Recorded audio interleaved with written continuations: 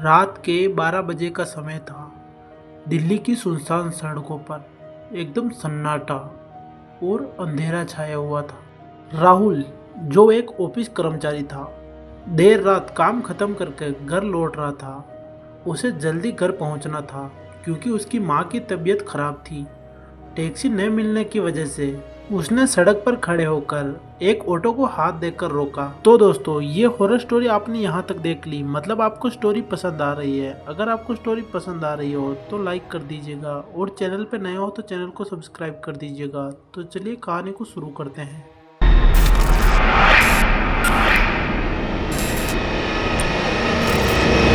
Midnight chills.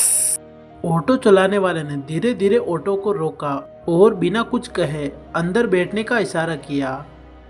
Rahul ने देखा कि ऑटो चलाने वाले का चेहरा झुका हुआ था और उसकी आंखें टेढ़ी मेढ़ी दिख रही थी। हालांकि उसने ज्यादा ध्यान नहीं दिया और जल्दी में बैठ गया। ऑटो चलने लगा। शुरुआत में सब सामान्य था, लेकिन कुछ देर बाद राहुल ने महसूस किया कि ऑटो एक अजीब रास्ते पर जा रहा है। सड़क सुनसान और घने पेड़ों में घिरी हुई थी। उसे शक हुआ और उसने ऑटो ड्राइवर से पूछा, भाई साहब, आप ये किस रास्ते पर ले जा रहे हो? ऑटो ड्राइवर ने बिना पीछे देखे जवाब दिया, यह शॉर्टकट है, बहुत जल्दी पहुंच जाओगे। राहुल ने राहत की सांस ली और चुपचाप हो गया। लेकिन कुछ देर बाद उसने महसूस किया कि ऑटो के अंदर अजीब सी ठंडक फैलने लगी। उसने देखा कि ऑटो के शीशे पर धुंध जम रही थी, जबकि वहां का मौसम बिल्कुल साफ था। तभी राहुल को महसूस हुआ कि ऑटो का मिलीमीटर उल्टी दिशा में चल रहा है। उसके रोंगटे खड़े हो गए।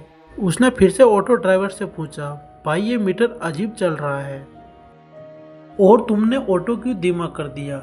ऑटो ड्राइवर ने कोई जवाब नहीं दिया।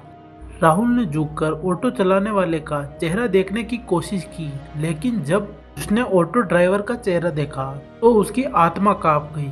ऑटो ड्राइवर का चेहरा किसी इंसान का नहीं, बल्कि एक जले हुए व्यक्ति जैसा था। उसकी आंखें गड्ढों जैसी खाली थी और उसके होठों पर डरावनी मुस्कान थी। राहुल डर के मारे चिल्लाया और ऑटो से कूदने की कोशिश की, लेकिन जैसे ही उसने दरवाजा खोलने की कोशिश की, दरवाजा जाम हो गया। तभी ऑटो अपने आप रुक गया। राहुल ने देखा कि वह एक पुराने कब्रिस्तान के सामने खड़ा है। ऑटो ड्राइवर ने धीरे से उसकी ओर मुड़कर कहा, अब तू भी हमारे साथ रहेगा। अचानक ऑटो के अंदर से काले साए बाहर निकलने लगे, जो राहुल की ओर बढ़ने लगे।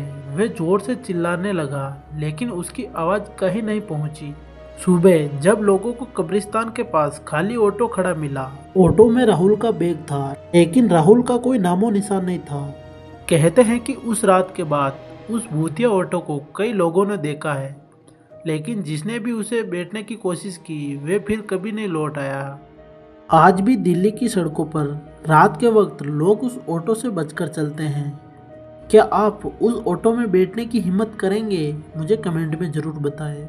तो दोस्तों, ये कहानी यहीं तक थी। अगर आपको कहानी पसंद आई हो तो लाइक कर दीजिएगा और चैनल पे नए हो तो चैनल को सब्सक्राइब कर दीजिएगा। तो मिलते हैं किसी नेक्स्ट हॉरर और इंटरेस्टिंग हॉरर स्टोरी में। तब तक के लिए राधे राधे।